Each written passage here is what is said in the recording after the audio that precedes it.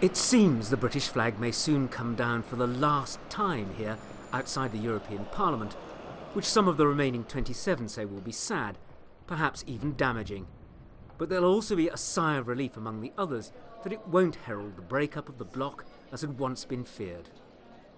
At last October's EU summit here in Brussels, British Prime Minister Boris Johnson was warmly congratulated by his fellow leaders for striking a deal on Brexit. Once Britain was granted its third time extension to get parliamentary approval, some leaders thought it was a done deal. Now they're asking, what next? One Finnish MEP says he fears the British election will solve nothing.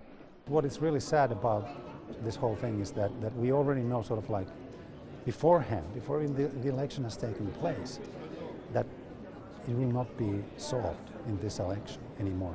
This whole travesty has gone too far down the road, and that's bad for everyone involved.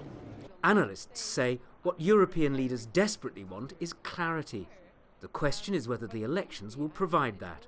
The EU27 is really willing to turn a page and would like to go on and perhaps start to negotiate the future relationship with the UK, but so far we don't know what will happen after the 13th of December. Everyone got used to the fact that Brexit will happen at some point, and if you also ask the British people, they just want to move on.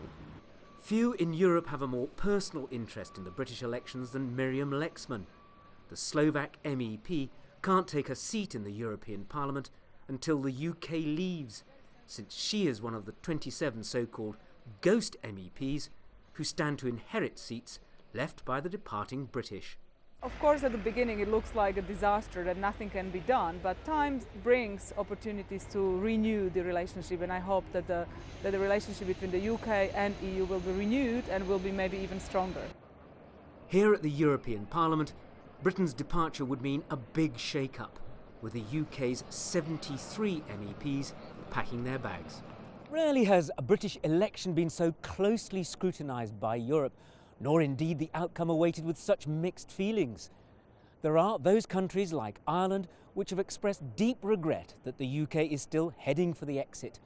On the other hand, Europe has some pressing issues of its own to deal with, from climate change to the ongoing crisis with migrants. So hardly surprising, if there is a smooth transition to Brexit, there will be some audible sighs of relief here. Mark Webster, CGTN, at the European Parliament in Brussels.